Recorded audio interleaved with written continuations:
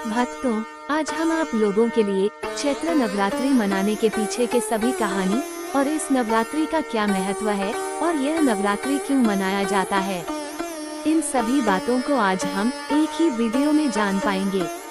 भक्तों, अगर आप लोग चाहते हैं कि माता दुर्गा की कृपा आपके सभी सदस्य पर हमेशा बनी रहे तो माता की इस कहानी की वीडियो को अंत तक जरूर देखिएगा। इस वीडियो को बीच में छोड़कर जाने की भूल कभी मत कीजिएगा। इससे नौ दुर्गा क्रोधित भी हो सकती है, जिससे आपके घर की सारी खुशियां छीन भी सकती है। इसलिए भक्तों, वीडियो को अंत तक जरूर देखिएगा। और जो भी भक्त अभी तक इस चैनल को लाइक, शेयर और सब्सक्राइब नहीं किए हैं तो ये लोग सबसे पहले ये काम जरूर कर ले। तो आइए भक्तों, अब ज्यादा समय जाया न करते हुए वीडियो को शुरू करते हैं। सबसे पहले चैत्र नवरात्रि की पूरी कहानी स्टेप बाय स्टेप जान लेते हैं। चैत्र नवरात्रि हिंदू धर्म में महत्वपूर्ण पर्वों में से एक है। ये पर्व वसंत ऋतु में आता है और देवी दुर्गा के 9 रूपों की पूजा की जाती है। इसे वासंतिक नवरात्रि भी कहा जाता है। ये पर्व चैत्र मास के शुक्ल पक्ष की प्रतिपदा से शुरू होकर नवमी तक मनाया जाता है।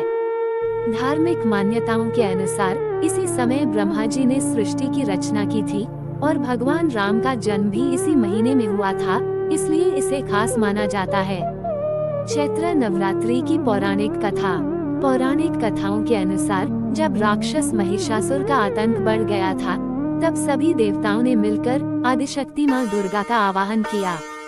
माँ दुर्गा और महिषासुर के बीच भयंकर युद्ध हुआ, जो 9 दिनों तक चला। अंत में नवमी के दिन माँ दुर्गा ने महिषासुर का वध कर दिया और संसार को उसके अत्याचारों से मुक्त किया। इसी विजय की स्मृति में नवरात्रि पर्व मनाया जाता है। एक अन्य कथा के अनुसार जब भगवान राम ने रावण का वध करने के लिए युद्ध की तैयारी की, तब उन्होंने माँ दुर्गा की उपासना की थी। श्री राम ने देवी की आराधना के लिए 9 दिनों तक कठिन तप किया और 10वें दिन विजय प्राप्त की, जिसे दशहरा के रूप में मनाया जाता है। नवरात्रि में पूजा का क्या महत्व है, इसे विस्तार से जानते हैं। चैत्र नवरात्रि में भक्त 9 दिनों तक माँ दुर्गा के विभिन्न स्वरूपों की पूजा करते हैं। देवी के प्रत्येक स्वरूप की पूजा करने से अलग अलग फल प्राप्त होते हैं। 1. शैलपुत्री जीवन में स्थिरता और शक्ति प्रदान करती हैं। दुर्गा जी पहले स्वरूप में शैलपुत्री के नाम से जानी जाती हैं। ये ही नवदुर्गाओं में प्रथम दुर्गा हैं।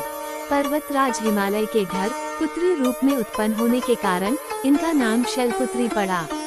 नवरात्र पूजन में प्रथम दिवस को इन्हीं की पूजा और उपासना की जाती है। इनका वाहन वृषभ है, इसलिए ये देवी वृषारूढ़ा के नाम से भी जानी जाती हैं। इस देवी ने दाएं हाथ में त्रिशूल धारण कर रखा है और बाएं हाथ में कमल सुशोभित है। यही सती के नाम से भी जानी जाती हैं।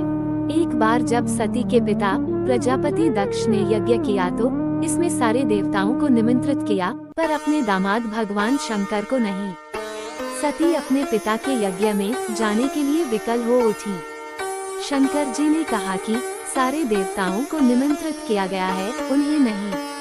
ऐसे में वहां जाना उचित नहीं है। परंतु सती संतुष्ट नहीं हुई। सती का प्रबल आग्रह देखकर शंकर जी ने उन्हें यज्ञ में जाने की अनुमति दे दी। सती जब घर पहुंची तो सिर्फ मां ने ही उन्हें स्नेह दिया। बहनों की बातों में व्यंग्य और उपहास के भाव थे। भगवान शंकर के प्रति भी तिरस्कार का भाव था।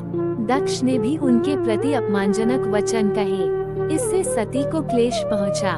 वे अपने पति का यह अपमान न सह सकी और योगाग्नि द्वारा अपने आप को जलाकर भस्म कर लिया। इस अनिष्ट से व्यथित होकर शंकर भगवान ने केश से वीरभद्र को उत्पन्न कर दक्ष प्रजापति का यज्ञ विध्वंस करने हजारों गणों के साथ भेजा और उस यज्ञ का विध्वंस करा दिया।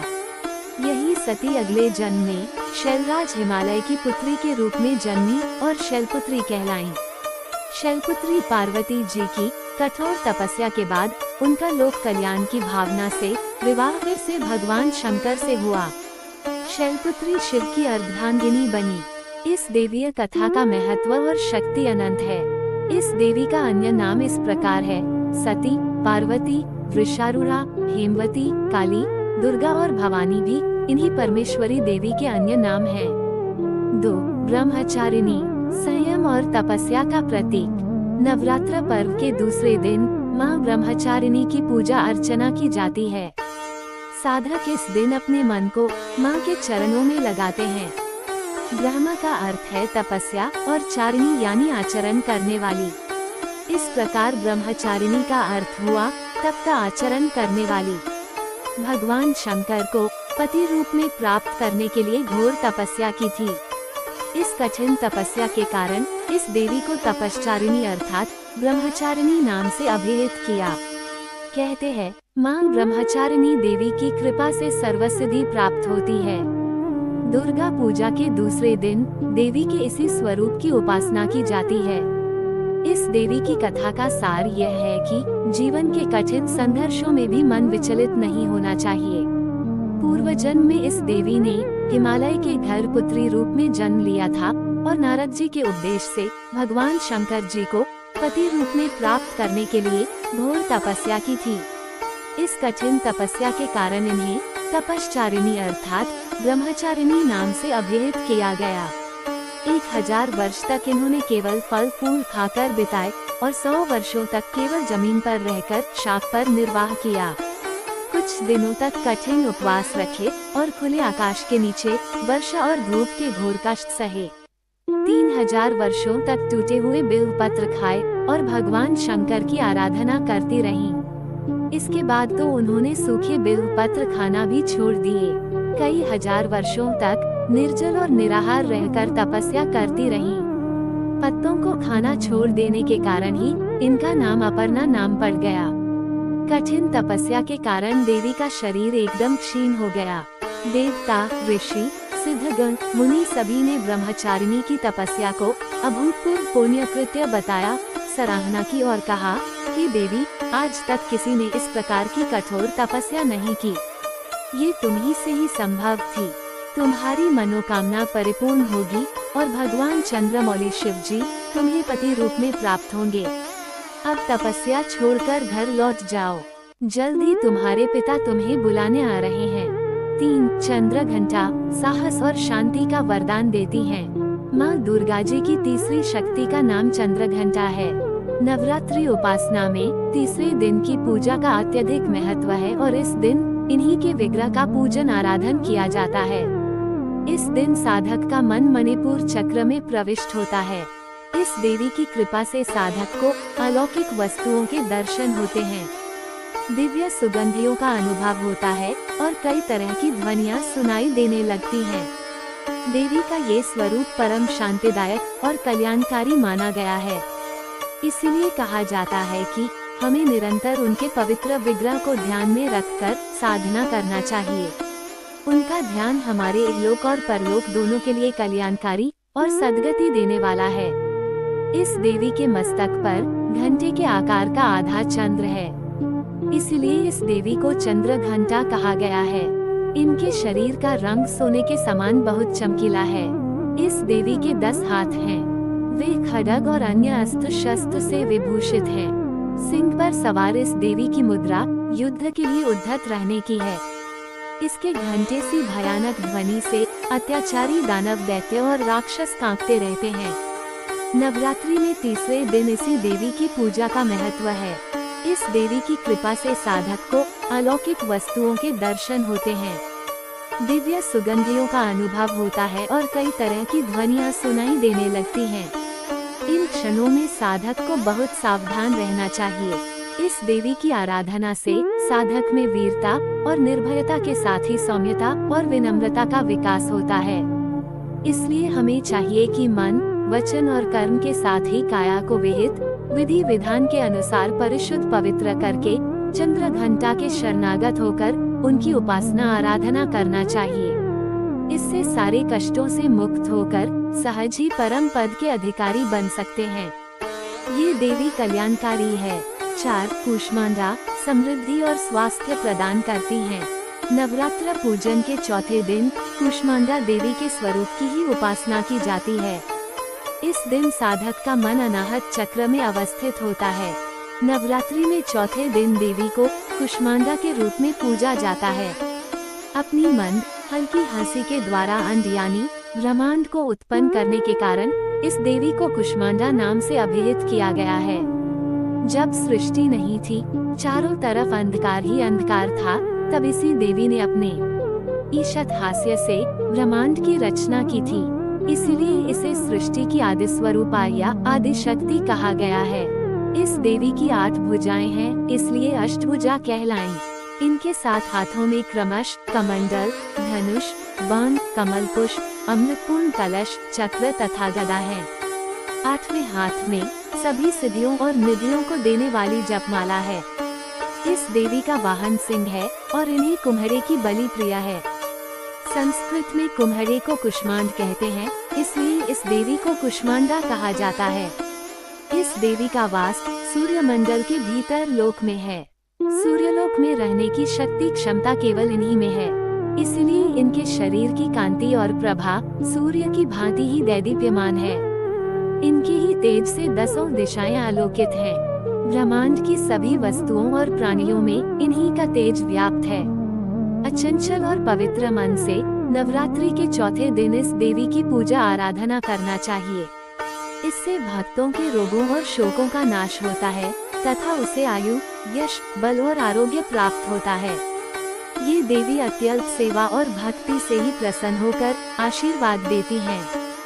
सच्चे मन से पूजा करने वाले को सुगमता से परम पद प्राप्त होता है। विधि विधान से पूजा करने पर भक्त को कम समय में ही कृपा का सूक्ष्म भाव अनुभव होने लगता है। ये देवी आधियों व्याधियों से मुक्त करती हैं और उसे सुख, समृद्धि और उन्नति प्रदान करती हैं। अंततः इस देवी की उपासना में भक्तों को सदैव तत्पर रहना चाहिए। 5. स्कंद माता संतान सुख देती हैं। पुत्रवती माता पिता का स्वरूप है अथवा प्रत्येक पुत्रवान माता पिता स्कंद माता के रूप हैं। 6. कात्यायनी विवाह और प्रेम में सफलता देती हैं। कात्यायनी के रूप में वही भगवती माता पिता की कन्या है। ये देवी का 6ठा स्वरूप है। 7. कालरात्रि बुरी शक्तियों से रक्षा करती हैं। देवी भगवती का 7वां रूप है, जिससे सब जड़ चेतन मृत्यु को प्राप्त होते हैं, अपरा और परा विभक्त हो जाते हैं। मन की मृत्यु के समय सब प्राणियों को इस स्वरूप का अनुभव होता है। भगवती के इन 7 स्वरूपों के दर्शन सबको प्रत्यक्ष सुलभ होते हैं। 8. महागौरी सौंदर्य और मनोकामना पूर्ति करती हैं। भगवती का 8वां स्वरूप महागौरी जगत की कालिक वृत्ति न रहने के कारण गौर वर्ण का परम शुद्ध व परम पवित्र है। 9. सिद्धिदात्री सभी सिद्धियों की प्राप्ति कराती हैं। भगवती का 9वां रूप सिद्धिदात्री है। ये ज्ञान अथवा बोध का प्रतीक है, जिसे जन्म जन्मांतर की साधना से पाया जा सकता है। इसे प्राप्त कर साधक परम सिद्ध हो जाता है, इसलिए इसे सिद्धिदात्री कहा है। इसमें शक्ति स्वयं शिव हो जाती है, पार्वती स्वयं शंकर हो जाती है और राधा स्वयं कृष्ण हो जाती है। आत्मा अर्थात जीवात्मा अपने परम स्थिति में परमात्मा हो जाती है। शक्ति, पार्वती, राधा व जीवात्मा एक है। शिव, शंकर, कृष्ण व परमात्मा एक है। भगवान अर्धनारीश्वर है, सब उनमें ही ओतप्रोत है, सब कुछ वो है, अलग कोई नहीं। नवदुर्गा के इन 9 स्वरूपों की पूजा करने से भक्तों को शक्ति, साहस, ज्ञान और समृद्धि प्राप्त होती है।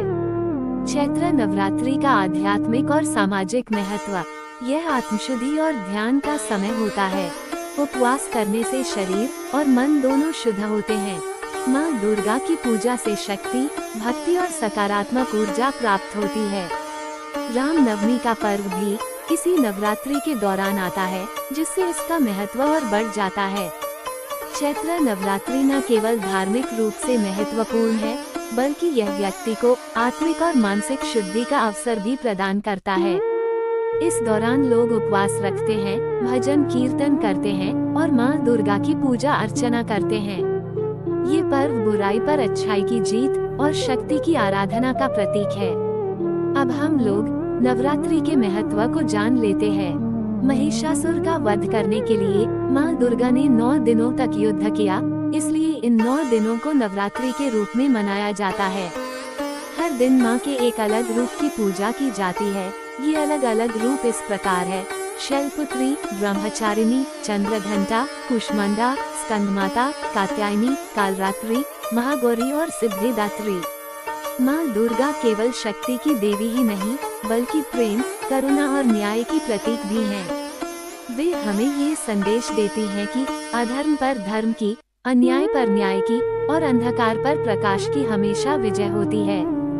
इसलिए माँ दुर्गा की पूजा करने से न केवल हमारे कष्ट दूर होते हैं, बल्कि हमारे जीवन में शक्ति, समर्पण और विजय का संचार भी होता है। भक्तों, अब यह वीडियो यही समाप्त होती है। ऐसे ही वीडियो देखने के लिए इस चैनल को सब्सक्राइब करके जरूर रखिए, जिससे वीडियो आप तक सबसे पहले पहुंच सके। हे माता रानी, जो भी भक्त आपको मानता होगा और वह इस वीडियो को लाइक, शेयर और इस चैनल को सब्सक्राइब करता है, तो आप उसके पूरे परिवार पर अपनी कृपा बनाए रखना। जय माता दी।